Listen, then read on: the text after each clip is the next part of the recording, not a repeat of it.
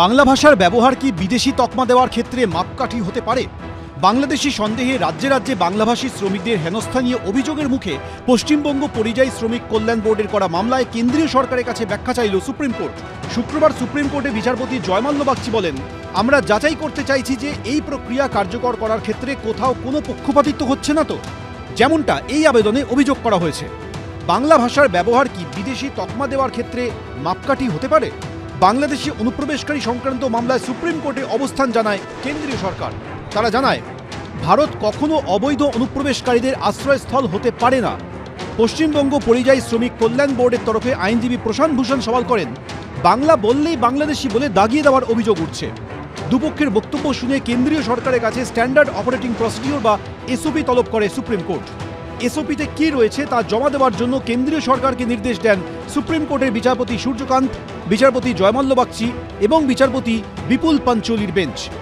Supreme কোর্টের প্রশ্নের মুখে সলিসিটর জেনারেল তুষার মেহতা বলেন, ভারত অবৈধ বসবাসকারীদের রাজধানী নয়। কোনো ব্যক্তি কেন আদালতে এসে আর্জি জানাচ্ছেন না? তিনি আরও বলেন, আমরা জানি রাজ্য সরকার এই আবেদনকে সমর্থন করছে। যখন একজন ব্যক্তি আবেদন করবেন তখন তাকে প্রমাণ দিতে হবে ভারতীয় নাগরিকত্বের। বিচারপতি সূর্যকান্ত উল্লেখ করেন যে অভিযোগ হলো যারা বাংলায় কথা বলছেন তাদের বাংলাদেশি সন্দেহে আটক করা হচ্ছে। পাল্টা সলিসিটর জেনারেল তুষার মেহতা বলেন, আপনারা অবৈধ অনুপ্রবেশের সমস্যা ও জনবিন্যাসের পরিবর্তন সম্পর্কে জানেন। বিভিন্ন সংগঠন এবং দুর্ভাগ্যবশত রাজ্য সরকারও অবৈধ অনুপ্রবেশকারীদের উপর ভরসা করছে। আমরা কেবল নিশ্চিত করার চেষ্টা করছি যে এই অনুপ্রবেশকারীরা যাতে আমাদের সম্পদ ভোগ করতে না পারে।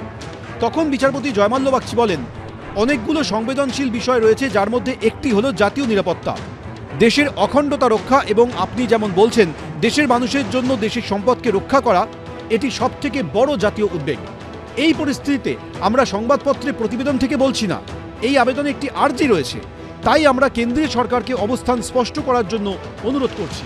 সুপ্রিম কোর্ট যেটা বলছে সেটা আমরা নিশ্চয়ই মেনে নেব, কিন্তু এই অভিযোগগুলো যারা করছে সেখানে কোথাও একটা গলদ আছে। আমরা বিভিন্ন জায়গায় বাঙালিদের দেখেছি এবং তারা রয়েছে, তারা বহল তবিয়তে রয়েছে, তারা এই সরকারের আমলে তারা এখানে আসতে চাইছে না। তাহলে কোন বাঙালিরা আছেন যে তাদেরকে আক্রমণ করা হচ্ছে ভাষার জন্য? যে রোহিঙ্গাদেরকে সামনে বাংলা ভাষায় তারা কথা বলে বলে বাংলাদেশের লোকেরা তাদেরকে বাঙালি বলে চালিয়ে দিয়ে আজকে পুরোপুরিভাবে মানুষকে কনফিউজ করে দেওয়া হচ্ছে। সুপ্রিম কোর্ট যেটা বলেছেন এটা তো আমাদের যে স্ট্যান্ড সেটাই প্রতিফলিত হচ্ছে, যে বাংলা বললেই বাংলাদেশি কেন বলবে, বাংলা বললেই পুশবাক কেন হবে। তো আমরা যেটা বলছি সেটাই তো সুপ্রিম কোর্ট বলেছেন, কেন্দ্রকে তো এবার জানাতে হবে এগুলো। শুক্রবার শুনানিতে উঠে আসে বীরভূমের সোনালী বিবির প্রসঙ্গ। অভিযোগ, সোনালী বিবি এবং তার স্বামী ভারতীয় হওয়া সত্ত্বেও গত 17 জুন দিল্লি পুলিশ গ্রেফতার করে। 26 জুন তাদের বাংলাদেশে পাঠিয়ে দেওয়া হয়। এ নিয়ে বিচারপতি সূর্যকান্ত বলেন, হাইকোর্ট যেন অবিলম্বে সোনালী বিবি ও এই ধরনের অন্য মামলাগুলির নিষ্পত্তি করে। 11 সেপ্টেম্বর মামলার পরবর্তী শুনানি।